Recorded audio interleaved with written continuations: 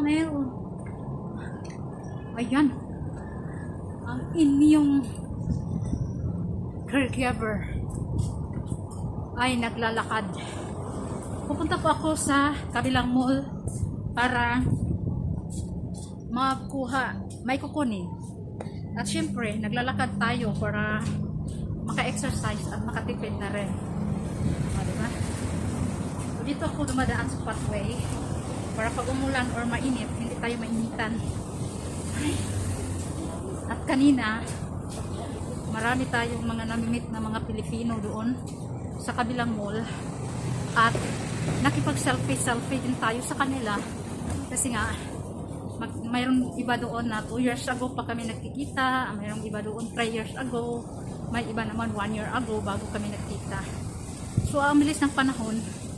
Kaya, minsan magugulat ka na lang. Sila din nagugulat din. Nakita nila ako. Sabi nila, "Uy, parang tumataba ka. Hoy, parang pumapayat ka.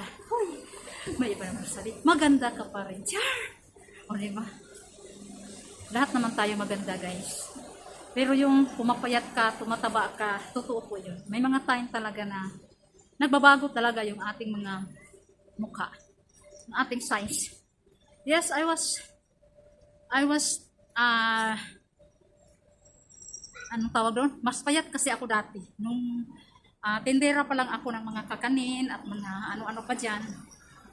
Ngayon, medyo nakapagpahinga ang aking katawan, kaya medyo sabi-sabi na ang ating mga bel-bel. Kaya huwag na kayong magtaka. Ayan. Naglalakad ako para may exercise kasi bukas babalik na naman ako sa aking trabaho na puro upo. So, puro upo-upo na naman tayo doon. Maghanap ng pera o upo-upo. Magkaano na naman yung puwet natin. Kubalan na naman sa Bisaya pa. May kubalan na ng mga lubot na to. Ito. So, karon guys, ay naglalakad ako. Ano ba yan? Tagalog o Bisaya? Kasi yan, Bisaya ako eh. Kahit ni Bisaya ako, hindi ko ma-perfect. Ano na lang ang Tagalog, guys? Wala perfecto po. So, ngayon, kahit hinihingal, naglalakad ang trying hard to speak Tagalog. Ang hirap. So, ngayon, ang oras ay 3 o'clock na ng hapon na dapat ay nandun na ako sa bahay. Kasi nga si Gavin ay may ubo at kunting lagnat. Pero wala tayong magawa. Kailangan natin unahin yung ating negosyo. Kasi kahit kunti lang yung ating ginansya, at least may ginansya. Kasi, ngayong buwan, pangalawang off day ko na to. So mag-off na naman ako sa Hari Raya. Sa 31 and 1, mag-off na naman ako. And, tuloy ang buhay guys. Ganito talaga ang buhay dito. Ganito ang buhay ng mga Filipinong OFW. At kahit kami na may mga may asawang lokal dito, nagsumikap pa rin kami. Mag-discarte pa rin kasi mas masarap pag may sarili kang pera. Mas masarap kung may sarili kang kita. Masarap gastos. So kagaya ko, since when I was 5 years old, I'm very independent already to find money in different way. So, as a breadwinner in the family before, pero ngayon nag-graduate na ako. Kasi lumalaki naman sila lahat. Maganda naman yung, medyo okay naman yung mga buhay ng mga kapatid ko. Nag-graduate na ang lola nyo guys. Pero minsan, pag mayroon akong extra, nagbigay sa kanila. Lalo na sa mga pamangkin ko, pero yung iba naman, hindi ko talaga mabigyan. Kasi may anak rin ako dito. Kukulangin ko ang ating kita. So guys, habang nagsisika ko sa inyo, hindi ko sa inyo magpapakita yung paligid. Basta nandito lang ako sa pathway ng api-api sa sentro ng Tuta Kinabalu. So ito po yung daanan mula sa kabilang mall na tinatawag na Center Point papunta sa kabilang mall na tinatawag na Wawasan Plaza. So lagi nyo nang ito nakikita sa mga vlog ko. Lalo na pag nag-vlog ako sa lugar na ito. Ito po talaga yung daanan sa mga hikers. So marami dito pero hindi naman tayo superwoman na pwede natin libutin lahat. Kasi papapagod din naman tayo. Guys, malaki ang Tuta Kinabalu. Sobrang laki ang Tuta Kinabalu. Mainit ang panahon. Kaya, laban Japan. Ako ngayong araw ay para akong nakawala sa halwa talaga. Ayan, namimit ko yung mga ano ko. naubusan ako ng laway sa kakasika sa mga friend ko kanina. Pero syempre, hindi lang ako nabablog. Nagsiselfie lang siya. So, at the end of this video, mamaya, ipapakita ko sa inyo yung mga selfie namin, yung mga picture namin ng iba kong mga friend na mga kakilala na nakaselfie ako kanina sa kanila. I-attach ko dito bago matapos ang video. Kasi mayroon akong mga selfie na kasama ko yung mga kapwa natin mga Pilipino, mga OFW. So ganun kasi ako wala akong pili sa kaibigan. Alapansin ko ako. Bahala na yung sila, hindi ako pinapansin. Pero pag yung mapapansin sa akin, ay talagang na-appreciate ko. Siyempre, masaya. Pero pag mga, yung pinapansin mo na, tapos ni-snub mo, bahala sila. No? Diba? Bahala sila. Isnabin nila ako. Basta ako nagpansin ako. Mabait ako sa kanila. So, ngayon, malapit na ako dito sa pupuntahan ko, guys. So, ano ba? Ito yung lugar na api-api, guys. Marami po diyang mga massage, mga restaurant, maraming mga apartment pala, api-api, apartment. Marami nakatira dyan, mga Pilipino, ganun, mga lokal. Dito naman banda ay, sa kabila po dyan, ay dagat na po. So, mayroon din dyan, Marina Court, condominium, at isang pang mall. Basta, hindi ko na malibot sa inyo eh. Mahirap kayo maging vlogger, guys. Kala nyo madali. Pinagtitinginan ka ng mga tao, nagdaldal mag-isa, pang pambuwang. Tapos, wala pa tayo sa kulkita dito. Ayan. Isa na yan. Ay, tumatawa ka mag-isa. Diba? Ganun tayo kabaliw. Mga makapag-video lang, makapag-film lang. O diba, wala pa na masyado akong ginagawa dito. Naglalakad lang po ako, pag-yaw-yaw sa inyo. Basta. Then, kung anong nakikita nyo sa mga vlog ko, guys, yun na yun. Walang ano yan, walang pagkukunwari. Talagang nangyayari at yan. Totoo, ang lahat. Ganito ang buhay. Maraming nagsasabi sa akin, "Uy, bakit nagtatrabaho ka pa? Bakit ganyan?" Yung asawa mo, hindi ka ba kayang buhayin? Yung asawa mo, Chinese. Kumbaga foreigner daw ang asawa ko. Ako ang foreigner dito, guys, hindi ko sila. Kailangan ko magsikap. Kailangan ko magtrabaho kasi siyempre may sarili ko akong ambisyon. May sarili ko akong pangangailangan. May mga anak ko ako. Diba? May goals din ako sa buhay. Nandito na ako sa mga. So, tuloy na natin sikahan natin mamaya. So, ngayon guys, ay tapos ko lang kukuha yung gold natin. So, ngayon naman, I'm waiting sa Grab kasi mag-deliver po ako doon sa malayong barangay sa Kuala Manggatal. Doon pa po, malayo po yun at ang bayad ko po sa Grab ay 20 ringgit. This is 200 plus pesos.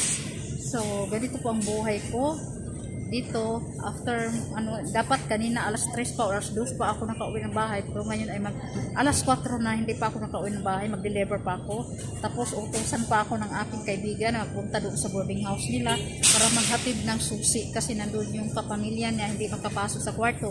Kaya, abang-abang na lang tayo sa update natin mamaya, mga madam. Ang hirap talaga. Hintay ko lang Grab ko, baka nawala. Guys, haggard na ang lula at nahihilo na ako. Nandito na ako sa lugar sa Kuala Manggatal, guys. Diyan po ako papasok mamaya. Diyan. Pasok ako mamaya para punta doon sa aking hatira ng gold kay Ate Joy. So, nahihilo ako, naiihi, nauuhaw. Kaya dito ako ngayon, dumaan ako dito dahil may nakita ako. Dapat doon ako bumababa sa mismong bahay. Pero dahil malayo pa ang ikutan, may shortcut naman dyan. Diyan na lang ako papasok. Bumili ako dito kasi hindi ko na kaya yung uhaw na. Dehydrate na ako.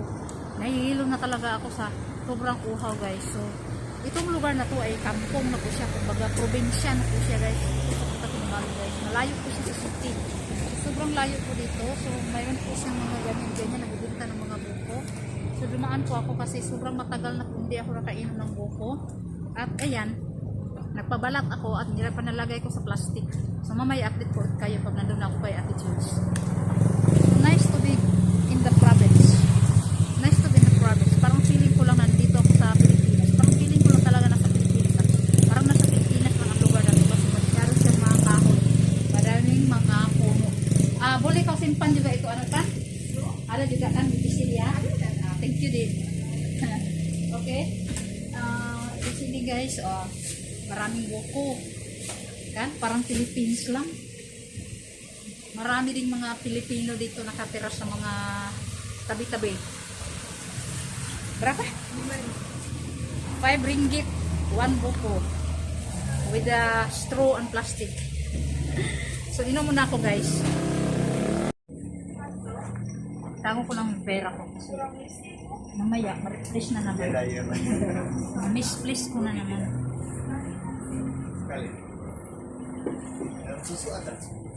Kahirapan pa naman ako mag-ano. Hagar na ako guys. Alas 5 na ng hapon. Di pa ako nakauwi ng bahay. Matagal po kasi yung biyahe namin kanina. Paikot-ikot kami ng daman. Paminulo na kami guys. Ayan, inabot ko. Dito na yung inabot ko. Ngayon, ayan. Hindi ko na matiis. Inumin ko na siya. Di, boleh minum kan? Sorry ya. Kamu belum lagi buka puasa. Minum deh. Tapi saya bukan Islam. Apa?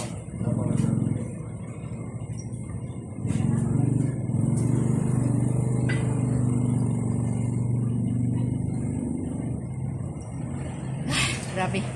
Grabe uhaw ko. Grabe nakahagad ko. Naglalakad ako habang umiinom ng buko. Yan, may aso. Dito ako nag-shortcut kasi hindi naman siya naka-bakod. So, pwede siyang madaanan. Papunta doon sa mga tabi-tabi na mga ano na dyan. Diba? Ang ganda. Parang Pilipinas lang dito.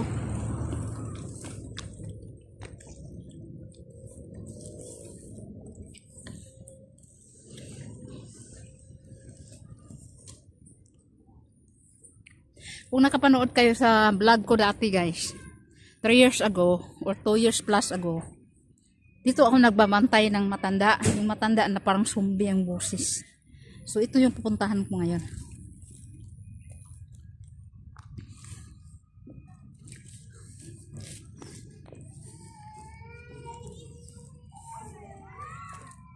Hindi ko sure kung ito na ba yung daan or doon.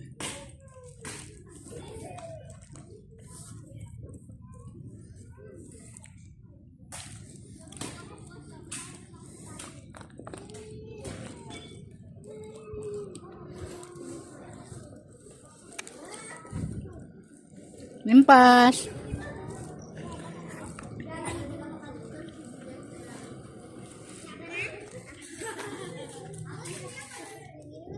Wala guys, parang nawala ako.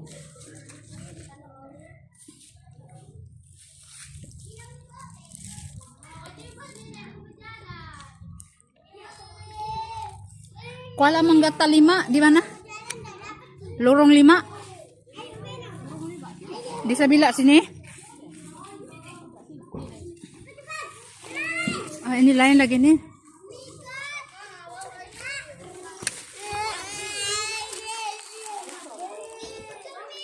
Hilang sila. Nawala ako guys. Hanapin ko muna.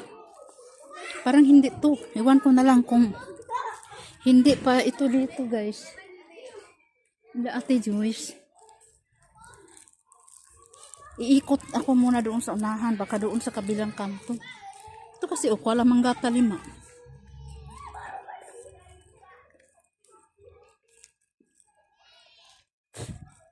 Hala.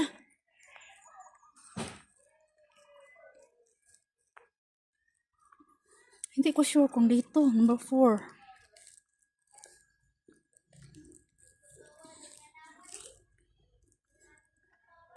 Ay, ito na.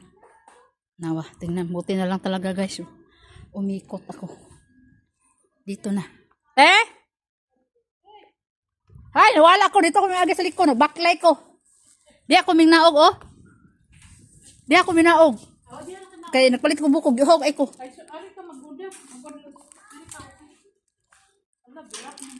Mapit ko kuya pis kalipong. Buang, ang driver, buang kadumdum. Gatituyok me. Ayan guys, dito si ate nagbantay. 5 years ka na dito, Tino? Almost 5 years na si ate nagbabantay ng matanda dito guys. Ang haba talaga ng ni Popo. Ayan. Ito si Ate Joyce. Ito yung nireplisan ko dati.